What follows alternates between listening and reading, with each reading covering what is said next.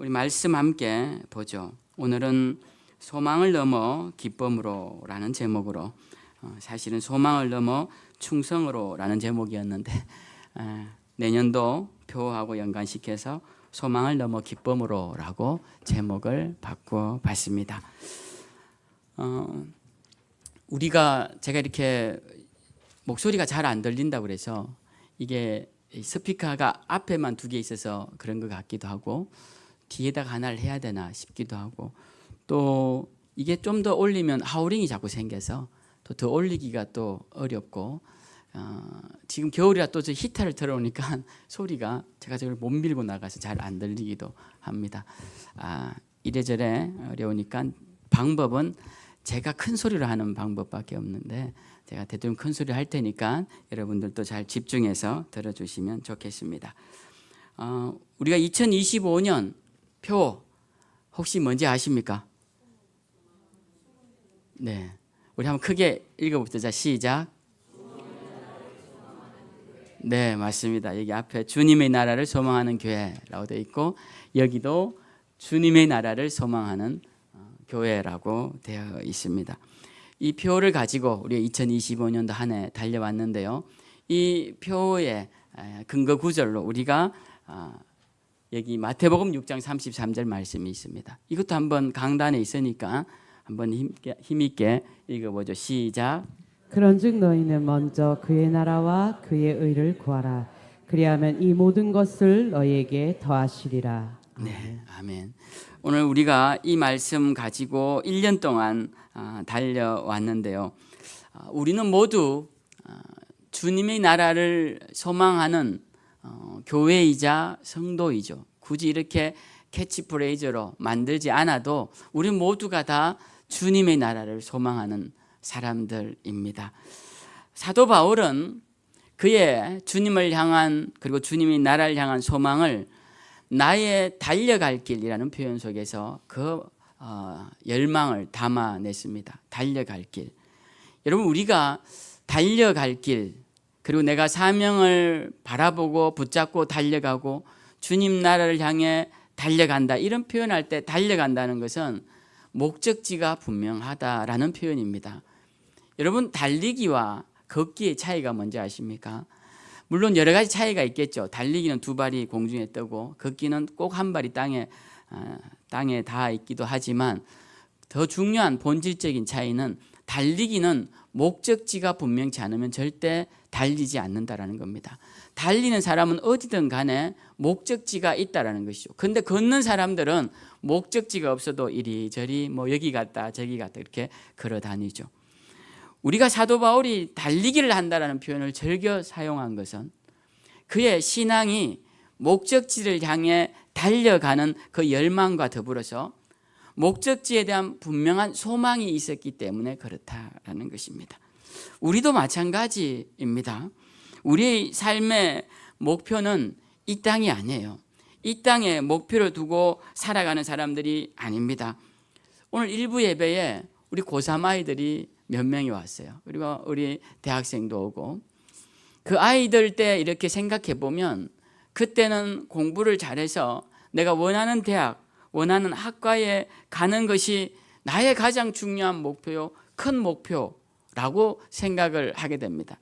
그런데 이제 시간이 많이 지나 그 아이들을 이렇게 지켜보면 그게 그들의 목표가 되어서는 안 되는데, 더 중요한 목표가 있고 그 목표를 이루는 과정에서 이게 될 수도 있고 저 일이 될 수도 있는 것인데, 그 목표 없이 눈에 보이는 것만 집착해서 달려갔던 시절이 아닌가. 그리고 지금도 아이들이 그렇게 달려가고 있지는 않은가. 그리고 저도 제 아이들에게 그렇게 달려가게끔 하지는 않았는가 생각하게 되었습니다. 우리의 삶의 목표는 이 땅에 어떤 여러 가지 이름이나 자격이나 업적이나 명성이 아니죠. 우리의 삶의 목표지는 주님의 나라이고, 우리의 삶의 목표는 주님의 나라에 가서 받을 상급이고, 그 가는 과정을 무사히 걸어가는 것이 우리 삶의 목표인 것입니다. 우리는 하늘의 시민권을 가진 하나님 나라의 백성이에요. 이 땅에서의 삶은 오늘날 많이 장수해서 그렇지 대부분 인생이 100세도 되지 않는 짧은 인생, 그 중에서도 한 7, 80이면 강건하라고 말하는, 그리고 그보다 더 일찍 세상을 달리하는, 명을 달리하는 사람들도 많이 있죠. 인생은 그렇게 짧습니다. 그런 짧은 인생에서 우리가 어떻게 올바른 삶의 목표와 소망을 가지며 살아갈까요? 그것은 주님의 나라에 대한 소망을 바로 가지는 것입니다. 사도 바울처럼 그 하나님 나라에 가는 것에 대한 열망과 하나님 나라를 가는 것에 대한 명확한 목적 의식을 가지고 그 길을 달려가야 한다라는 것입니다.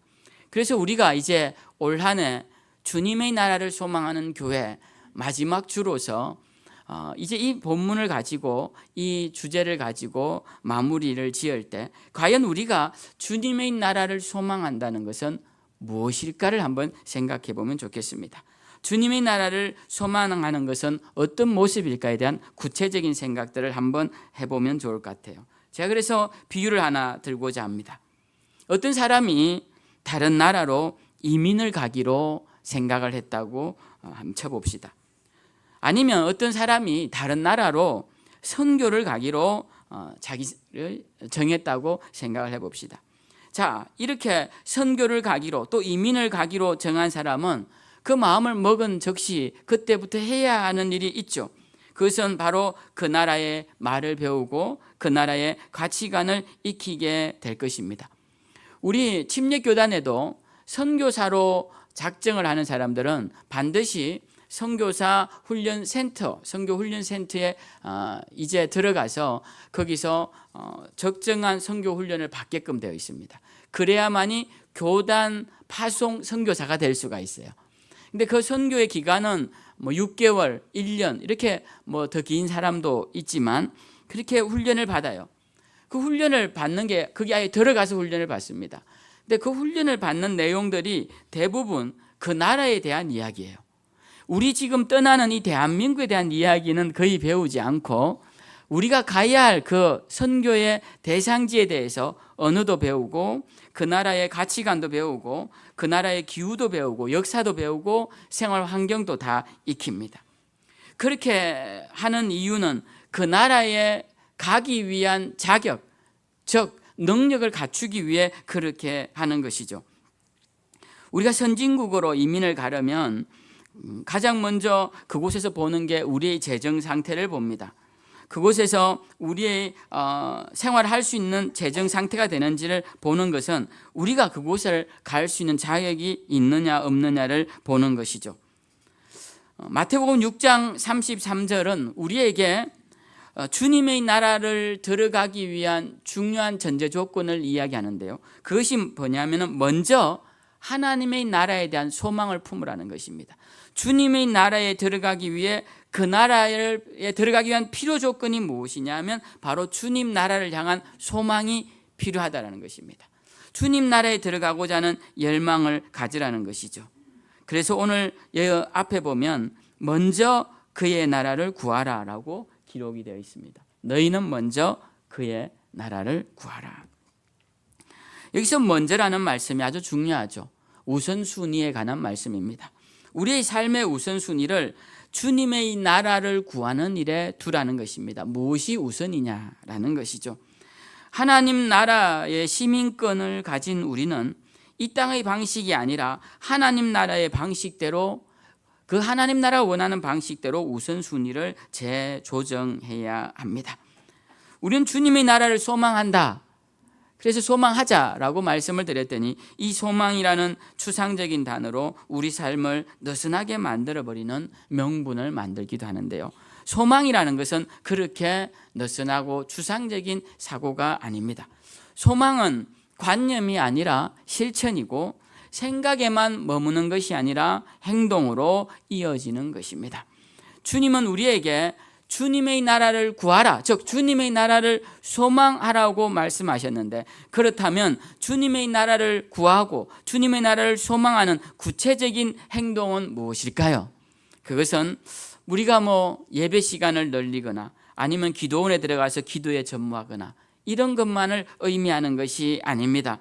오늘은 어떻게 하는 것이 주님의 나라를 소망하는지 그 구체적인 행동을 마태복음 25장을 근거로, 오늘 우리가 읽은 본문을 근거로 해서 함께 나눠보고자 합니다.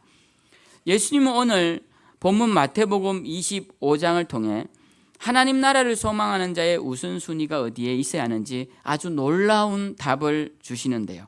그것은 바로 적은 일에 있다라는 것입니다. 더 정확한 표현은 적은 일에 대한 태도에 있다라는 것입니다. 오늘 우리는 주님께서 비유하신 달란트 비유를 다 읽지 않았습니다. 왜냐하면 우리가 읽은 본문은 칭찬받는 부분만 읽었어요. 주님이 책망하시는 부분은 읽지 않았습니다. 그렇게 하는 이유는 우리도 칭찬을 받고 싶어서, 칭찬만 받고 싶어서 이 본문만 읽었어요. 그렇지만 내용은 좀 한번 살펴볼 필요가 있는 것 같습니다. 오늘 주님께서 달란트 비유를 하신 이유가 뭐냐면요, 오늘 이 25장에 주님께서 그때의 천국은이라고 하시면서 천국이 어떤 곳인지에 대해서 말씀하십니다. 그런데 천국이 어떤 곳인지를 말씀하실 때마다 천국엔 뭐가 있고 천국은 어떻게 있고 어디에 있고 이런 이야기를 하신 게 아니라 계속적으로 천국은 어떻게 들어가는지에 대한 말씀을 하셨어요. 오늘도 25장에 보면 주님이 먼저 10처녀의 비유를 말씀하십니다. 10처녀 중에 5처녀가 혼인집에 들어가고 5처녀는 못 들어가는데, 여기서의 혼인집은 천국을 말하는 것이에요. 그리고 들어간 5처녀는 기름을 준비하였고 들어가지 못한 처녀들은 기름을 준비하지 못해서 하나님 나라를 들어가는 중요한 잣대가 이 기름을 준비함과 기름을 준비하지 않음에 있다라고 말씀을 하셨어요. 그리고 이 비유에 이어서 하신 말씀이 우리가 읽은 달란트 비유입니다. 이 달란트 비유도 마찬가지입니다. 천국에 대한 이야기를 하시는 거예요. 천국은 어떻게 들어가느냐에 대한 말씀입니다. 그래서 우리가 성경을 읽다가 천국이 어디에 있는지를, 하늘 위에 있는지 어디에 있는지 이런 거에 대해 궁금해하는 사람들은 답을 찾을 수가 없어요. 주님은 그런 말씀을 하지 않으십니다. 천국이 어떤 곳이냐에 말씀하시는 것이 아니라 천국을 어떻게 가는지에서만 말씀을 하셨어요. 자, 이 말씀은 우리가 비행기를 타는 것과 비슷한 이야기입니다. 여러분, 우리가 비행기를 타고 목적지에 가야 되죠. 근데 비행기를 탈 때 사람들이 내가 비행기를 타려면 이 비행기가 어떻게 이 무거운 쇳덩어리가 공중을 날 수 있는지 그 물리적 역학 원리를 알아야 돼 하고서 막 가르쳐 준다거나, 아니면 이 비행기가 어떻게 열을 내어서 하늘을 올라갈 수 있는지 그 엔진에 대한 기술, 공학적인 이야기를 가르쳐 준다거나, 아니면 이 비행기를 어떻게 조종해야 되는지 항법에 대해서 알려준다거나, 이런 사람은 아무도 없죠. 그것을 알려준다고 해서 우리가 일반인들이 이해하기도 어렵고 우리가 비행기를 타는 목적에 부합한 것도 아닙니다. 우리가 비행기를 타려면 알려줘야 할 내용이 따로 있습니다. 그건 뭐냐면 어떻게 타느냐는 거죠. 비행기를. 그러려면 여건이 있어야 되고, 그리고 어떤 입구로 들어가야 하고, 소지품은 어떤 걸 들고 가지 말아야 하고, 이러한 것들을 가르쳐 주는 것이죠. 그게 필요한 것입니다. 비행기를 타는 자녀에게 바로 그런 것들을 가르쳐 주는 것처럼 예수님도 우리에게 천국이 어떤 곳인지 어디에 있는지 우리는 이해하지를 못해요. 그 시공간과 초월한 고차원적 이야기들을 우리가 이해할 수가 없습니다. 자, 전에도 말씀드렸다시피 3차원에서는 이 동그란 공이 이게 2차원으로 가면 다 잘라져서 처음엔 점에서부터 시작해서 작은 원, 큰 원, 그리고 작은 원으로 밖에 안 보인다고 말씀을 드렸죠. 우리가 하나님 나라를 이해할 수가 없습니다. 그러니까 주님은 뭘 자꾸 말씀하시냐면 그 이해할 수 없는 하나님 나라에 대한 이야기가 아니라 그 놀라운 하나님 나라를 어떻게 들어가는지에 대한 이야기만 하시는 거예요. 그러니까 우리가 알아야 될 것은 비행기를 타는 법을 알아야 한다는 겁니다. 하나님 나라를 어떻게 들어가는지를 알아야 되는데 그 중에 하나로 오늘 달란트 비유를 말씀하신 것입니다. 오늘 주님께서 천국은 어떻게 가는지 달란트 비유를 말씀하신 그 예와 비유 속으로 한번 들어가 보죠. 내용인즉슨 이렇습니다. 간단하게 설명을 드리죠. 어떤 주인이 먼 곳으로 떠나면서 종들에게 일을 시킵니다. 그 종들 중에서 오늘 성경에 보면 재능대로 일을 맡기시는데, 어떤 사람에게는 5달란트를 주고 어떤 사람에게는 2달란트를 주고 어떤 사람에게는 1달란트를 줍니다. 그리고 먼 여행을 떠났다가 다시 돌아왔는데 종들을 불러서 계산을 하는데 5달란트 받은 자는 5달란트를 남겨서 10달란트를 주인에게 주고 2달란트를 받은 사람은 2달란트를 남겨 4달란트를 주인에게 줍니다. 근데 1달란트 받은 사람은 그것을 땅에 묻어놓고 사용하지 않고 있다가 주인이 왔을 때 1달란트를 주인에게 줍니다. 그때 이 주인이 1달란트 받은 사람을 책망하세요. 뭐라고 책망하냐면 악하고 게으른 종아라고 책망합니다.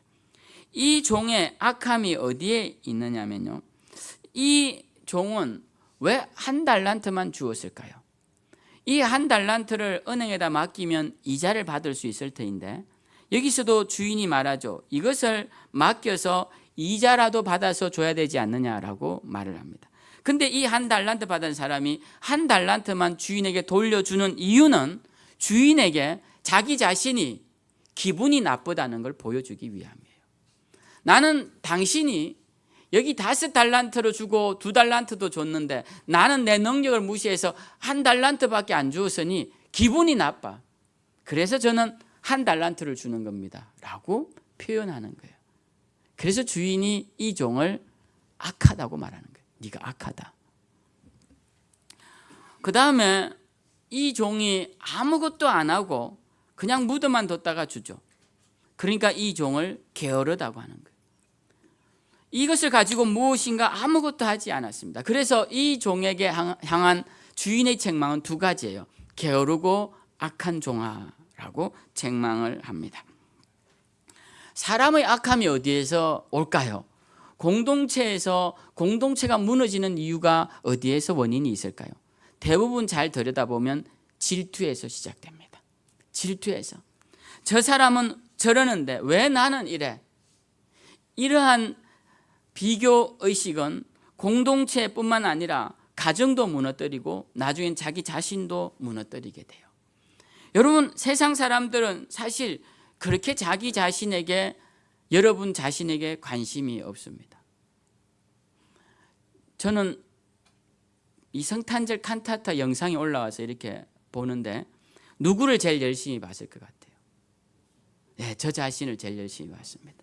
여러분들은 별 관심이 없으셨겠지만 제가 보면서 왜 저렇게 몸을 많이 흔들지? 뭐 그러면서 혼자 신이 났네 막 이러면서 제가 제 자신을 열심히 봤습니다. 근데 다른 분들은 그렇게 생각하지 않겠죠. 아유, 저 담임 목사님 열심히 하시네. 이렇게 보고 넘어갈 일을 저만 유독 저한테 관심이 있는 것입니다.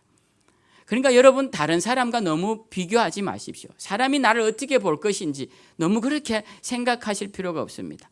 이 1달란트 받은 사람의 가장 큰 문제는 다른 사람과의 비교였어. 그 비교로 인하여서 자기 자신을 파멸의 길로 이끌고 말았다라는 것입니다. 그럼 자, 이 사람 이야기는 오늘 논외로 칩시다. 짧게 하고 가죠. 중요한 것은 우리가 읽은 이 2 사람의 이야기입니다. 오늘 주인은 5달란트 받은 자에게 이렇게 칭찬을 합니다. 21절 한번 읽어보죠. 다 같이 21절.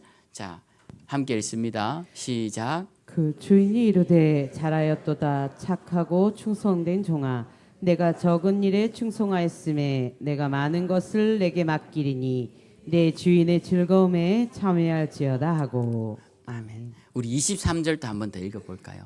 자, 시작. 그 주인이 이르되 잘하였도다 착하고 충성된 종아 내가 적은 일에 충성하였음에 내가 많은 것을 내게 맡기리니 내 주인의 즐거움에 참여할지어다 하고. 네. 아멘. 말씀이 똑같죠? 똑같습니다. 오늘 주인은 5달란트를 남긴 이 종에게도 똑같은 칭찬, 2달란트를 남긴 이 사람에게도 똑같은 칭찬을 합니다. 근데 우리가 이 칭찬을 자세히 보면요, 이 구절을 한번 띄워보죠. 이 구절을 자세히 보면 주인이 뭐라고 칭찬하느냐면요, 착하고 충성된 종아라고 말하면서 무슨 일에 충성하였다고 되어 있습니까? 적은 일에 충성하였다. 근데 여러분, 이 적은 일이라는 것이 사실 이 달란트가 뭐 정확하지는 않지만 그 당시 이 무게를 다는 수치였는데요, 한 27kg 정도 적게 잡아도 한 25에서 27kg 정도 됩니다. 근데 이 쌀 한 포대보다 더 많은 양의 은이니까, 금 은이 나오지는 않지만 그 당시 대부분 은으로 이제 했으니까, 통용이 됐으니까 은이라고 쳤을 때 그 돈 액수가 굉장히 큽니다, 우리가 생각할 때는. 그런데 오늘 주인이 뭐라고 말하냐면 적은 일에 충성하였다라는 거예요. 이 5달란트를 맡겼다고 해서 이게 큰 일이 아니라는 겁니다. 2달란트를 맡겼다고 해서 이게 큰 일이 아니라는 거예요. 이게 작은 일이라는 겁니다. 근데 이게 큰 일처럼 보이는 사람은 누구냐? 이 1달란트 받은 사람만 그렇게 보는 것입니다. 주인은 이 일이 적은 일입니다. 이것이 왜 적다고 말한지는 잘 모르겠어요. 우리가 짐작컨대는 주님이 이런 비유를 쓰신 것은 이 주인이 갖고 있는 많은 일들 중에 이 5달란트는 아주 적은 일이라는 거예요. 그러니까 이 5달란트를 잘하는 걸 보고 주인이 앞으로 맡길 일은 이것과 비교할 수 없는 엄청난 일이 준비되어 있다는 거예요. 그래서 주인이 내가 앞으로 너에게 맡길 엄청난 큰 일에 비해서 너무나 작은 이 5달란트, 이걸 네가 이렇게 충성했으니 잘하였다. 앞으로 내가 많은 것을 너에게 맡길 것이다. 그러면서 네 주인의 즐거움에 참여할 것이다. 이 주인이 갖고 있는 즐거움에 참여할 것이라는 겁니다. 여러분, 이게 얼마나 큰 축복이고 그리고 은혜의 말씀입니까? 오늘 예수님은 이 주인을 통하여서 예수님의 심정을 말씀하시는 거예요. 주님은 오늘 이 주인의 비유를 통하여서 나도 너희를 그렇게 생각하고 있다라고 말씀을 하시는 겁니다. 내가 너희에게 맡겼던 이 5달란트 또는 3달란트 또는 2달란트, 1달란트를 너희가 혹시 땅에 묻어두고 주님 오시면 손해는 안 받습니다라고 말하려고 하고 그냥 너는 그때 다른 일 하고 그냥 땅에만 묻어놓고 있지는 않으냐라고 오늘 주님이 우리에게 말씀을 하십니다. 근데 여러분, 1달란트를 맡겼다고 해서 1달란트를 가지고 오면 천국에 가느냐? 합당치 않다는 겁니다. 주님은 그건 합당치 않다라는 거예요. 그럼 어떤 게 합당하냐라는 것이죠. 합당한 것은 오늘 나오는 말씀입니다. 5달란트든 2달란트든 그것을 5달란트를 남기든 남기지 못했던 착하고 충성되게 한 자들을 주님은 하나님 나라에 합당하다고 말하는 것이죠. 이게 참 중요한 것입니다. 여러분, 저는 제가 개척할 때 제가 부목사로 있던 서울에 있는 교회에서 개척 지원금을 3천만 원을 받았습니다. 그 3천만 원을 가지고 문호리 버스 종점 앞에서 우리 김 집사님 건물에 3천에 30 전월세를 얻어서 거기서 교회를 시작했어요. 근데 제가 개척하기 전에 제 선배 목사님들은 어떤 목사님은 4억을 넘게 받아서 개척을 해나가시고, 어떤 목사님은 3억을 받아서 가시고, 어떤 목사님은 2억을 받아서 가시고, 어떤 목사님은 1억을 받아서 나가시고, 그 교회 성도님 중에 막 5천만 원씩 헌금해서 그렇게 또 받아 나가시고. 근데 저는 이제 3천만 원을 받아 나올 때 그때는 적은 돈처럼 보였습니다. 근데 가만히 생각해 보면 3천만 원은 적은 돈이 아니에요. 제가 결혼해서 개척할 때까지 열심히 모은 돈이 한 2천만 원 정도 됐는데요. 그 돈 1,000만 원을 모으기가 얼마나 어렵습니까? 돈 1,000만 원을 모으려면 1년 동안 1,000만 원을 모으려면 매달 80만 원 이상씩 적금을 부어야 하는데 그 쉬운 일이 아니죠. 그러니까 3천만 원은 큰 액수입니다. 큰 액수. 근데 왜 작아 보이느냐 하면 비교하니까 적어 보이는 겁니다. 만약 제 선배들이 100만 원, 200만 원 많이 받아가야 1,000만 원 받아 나갔다면 저는 3천만 원 받아 나올 때 엄청 큰 금액이라고 생각을 했을 것입니다. 근데 하나님은 3천만 원을 주든 3억을 주든 그게 중요한 것이 아니었어요. 중요한 것은 그것을 가지고 어떻게 사용하느냐, 그것을 시작으로 해서 어떻게 사역을 하느냐, 그게 중요한 것이죠. 우리도 마찬가지입니다. 우리도 교회에서 사명을 감당할 때 어떤 사람은 그렇게 생각해요. 왜 내가 저 일을 해야 되지? 왜 저런 일을 해야 되지? 왜 힘든 일을 내가 해야 되지? 여러분, 그렇게 생각하면 우리가 그 일만 못하는 게 아니라 그 다음에 큰 일도 하나님이 주시지 않습니다. 우리가 주님 앞에서의 일은 제가 볼 때는 그래요. 목사님이 이제 그만하세요 라고 할 때까지 하는 게 제일 좋아요. 제가 이제는 그만하셔도 될 것 같습니다. 그럴 때까지 하면 얼마나 좋을까 생각을 해봐요. 다 그런 분들이 되길 바랍니다. 네, 우리 제가 웬만하면 그만하시를 안 하니까 그냥 평생 하신다 생각하시면 돼요. 근데 저는 이런 생각이 듭니다. 우리가 힘이 약해서 더 할 수 없는 상황, 그때가 참 힘든 상황인데 내가 조금이라도 힘이 있어서 믿고 맡겨준다면 얼마나 좋을까. 예, 그런 마음으로 그것이 큰일이든 적은 일이든 착하고 충성되게 감당하는 것이 중요합니다. 오늘 이 주인이 이 5달란트와 2달란트 남긴 자에게 한 칭찬에 대해서 성과에 대한 칭찬은 아무것도 없습니다. 아, 네가 남겼구나. 여기에 대한 칭찬은 아무것도 없어요. 오늘 이 주인이 한 칭찬은 뭐에 대한 칭찬이냐면요, 태도에 대한 칭찬입니다. 태도에 대한 칭찬. 작은 일이 주는 의미, 오늘 여기 적은 일이라고 하는 이 의미는 내가 이 아무것도 아닌 일을 대하는 태도가 충성되다는 거예요. 그 태도가 착하다는 것입니다. 오늘 주님이 이 비유를 통해 우리에게도 뭘 말씀하실까요? 천국에 들어가기에 합당한 자의 자세와 태도입니다. 천국에 들어가기 합당한 자는요, 그 태도와 그 자세가 착하고 충성스럽다는 겁니다. 누가 봐도 착하고 누가 봐도 충성스러운. 여러분, 우리가 주님의 나라를 소망한다고 1년 동안 붙이고 여기까지 왔는데요, 주님의 나라를 소망하는 것은 무엇이 바뀌어야 하느냐라는 거죠. 그것은 태도가 바뀌어야 합니다. 단지 생각만 소망으로 바뀌는 것이 아니라 그 태도가 바뀌어야 돼요.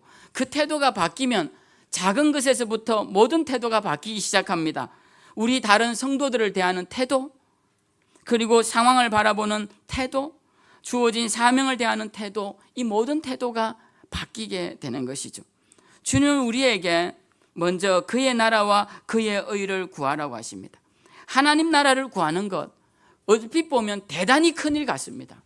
세상의 나라도 구하는 일이 너무 힘들고 어려운데 하나님 나라를 사모하고 하나님 나라의 임재를 바라본다는 것, 대단히 큰일 같지만 사실 오늘 이 비유를 통하여서 주님은 우리에게 우리 삶에 주어진 작은 일, 우리 삶에 주어진 적은 일, 우리 삶에 주어진 가치가 대단치 않아 보이는 일, 이런 태도에서 충성스럽고 착할 때, 그 자세로 임할 때 그때 하나님 나라가 너희 가운데 임해질 것이라고 하시는 약속의 말씀이라는 거예요. 그러니까 우리는 오늘 주님의 나라를 소망하는 자세를 바꾸어야 합니다. 여기 계신 모든 분들이 다 바뀌어야 해요. 지금 나만 두고 하시는 말씀이 아니에요. 모두를 두고 하시는 말씀입니다. 나는 잘하고 있겠거니 하시는 분들도 좀 더 잘하고, 아예 안 하고 계신 분들도 이제 뭔가 하나를 시작하시고, 교회는 이렇게 레벨 차이가 크죠. 잘한 분은 아주 열심히 하고 안 한 분은 아예 안 하고, 이런 레벨 차이가 큽니다. 그런데 중요한 것은 모두가 각자의 위치에서 조금씩 더 나아지는 게 중요하고, 그것이 저의 사명이라고 생각해요. 그러니까 여러분들이 2025년을 마무리하면서 이제 2026년을 시작하면서 우리에게는 당면한 일들이 많습니다. 여러분, 우리 교회도 일이 많습니다. 여러분, 우리 교회가 이렇게 그렇지만 해야 할 일들은 많이 있습니다. 근데 여러분들이 하나씩 맡아주시면 교회가 힘있게 돌아가는 것이고, 하나씩 둘씩 나 몰라라 하면 교회는 모두가 다 정체되게 되는 겁니다. 그러한 모습을 함께 보면 우리는 다 같이 배를 타고 함께 물속으로 들어가고 마는 것이죠. 교회가 어려워지면 여러분도 어려워지고, 교회가 잘 되면 여러분도 잘 되는 축복, 이러한 축복을 우리가 함께 누리는 공동체가 되어야 할 터인데, 그러려면 우리는 착하고 충성된 자세로 공동체에도 임해야 할 것이고 사명 앞에서도 임해야 한다는 것입니다. 하나님의 나라는, 주님의 나라는 멀리 있으면서도 멀리 있지 않습니다. 하나님 나라는 아직 임하지 않았지만 이미 임하기도 했습니다. 그리스도의 재림도 다시 오실 날이 있지만 성령 가운데 이미 임재하신 면도 없지 않아 있습니다. 그렇기 때문에 성경은 항상 이런 양면성을 가지고 우리에게 나와요. 그러니까 주님의 나라도 우리가 가야 할 나라이기도 하지만 주님의 영광이 우리에게 임해야 할 나라이기도 하다라는 것입니다. 우리가 주님의 나라를 가고자 소망한다면 우리는 이 시간 주님의 나라가 우리 가운데, 나의 심령 가운데 임하여서 주님 나라가 주는 기쁨과 평안도 맛보며 살아야 한다라는 그런 소망을 품고 나아가야 한다는 것이죠. 그러기 위해서 우리의 태도를 조금 더 바꾸어야 합니다. 좀 더 착하고 좀 더 충성된 모습으로 바꾸어야 한다는 것입니다. 2026년도 새 표어는 하나님을 기쁘시게 하는 교회입니다. 데살로니가전서 4장 1절 말씀을 가지고 사도 바울이 데살로니가 교회에 한 축복의 메시지인데요. 형제들아, 우리가 끝으로 주 예수 안에서 너희에게 구하고 건면하노니 너희가 마땅히 어떻게 행하며 하나님을 기쁘시게 할 수 있는지를 우리에게 배웠으니 너희가 행하는 바라 더욱 많이 힘써라. 즉 하나님을 기쁘시게 하는 방법을 너희가 알았고 내가 가르쳐 주었으니 이제 더 열심히 그 일을 위해 힘쓰라라는 말씀입니다. 어떻게 하면 하나님을 기쁘시게 할 것인지를 생각하는 내년이 되기를 바라서 이 표를 준비를 했는데요. 이제 우리 교회는 주님의 나라를 소망하는 교회에서 주님을 기쁘시게 하는 교회로 나아가야 할 텐데요. 주님의 기쁨이 된다는 게 뭐냐? 오늘 이 비유를 통하여서 주인의 마음을 기쁘게 하는 것은 착하고 충성된 종으로서의 길을 걸어갈 때 그때 주인의 마음을 기쁘게 하는 것이고 그것이 하나님을 기쁘시게 하는 모습이라는 것입니다. 이제 우리는 2026년도 일할 일꾼들을 다 발표했습니다. 발표는 하지 않았지만 해야 할 부서도 참 많이 있습니다. 우리 조진 집사님, 김동욱 집사님은 매주일 차량 운행을 지금 몇 년째 하고 계신데 누가 이 일을 대신해야 될지도 걱정입니다. 교회에는 여러 가지 봉사의 손길이 필요합니다. 근데 우리가 다 봉사하기는 어려운 환경에 있는 것도 제가 이해가 됩니다. 중요한 것은 우리의 태도가, 우리의 자세가 착하고 충성될 필요가 있다는 겁니다. 우리가 그 현장까지 나아가지 못하더라도 함께 염려하고 고민하면서 작은 힘이라도 보탤 수 있는 자, 그런 자가 2달란트요 5달란트를 받아 남기는 자의 모습이라는 거예요. 그래서 우리가 오늘 이제 말씀을 마무리할 터인데요. 주님의 나라를 소망하며 2025년도 여기까지 왔다면 하나님 나라의 소망을 죽음 이후로만 생각하지 마시고 오늘 내 곁에 있는 성도에게 따뜻한 말 한마디를 건네는 것에서부터 시작해서 내게 맡겨진 직분을 정직하게 감당하는 것, 그러한 것들이 하나님 나라를 오늘 내 삶으로 임하게 하는 방법임을 기억하시고 주님 나라를 향한 소망이 주님을 기쁘시게 하는 모습으로 변화되어 우리 삶에 하나님 나라의 임재의 기쁨과 평안이 넘쳐나시기를 주님의 이름으로 축복합니다.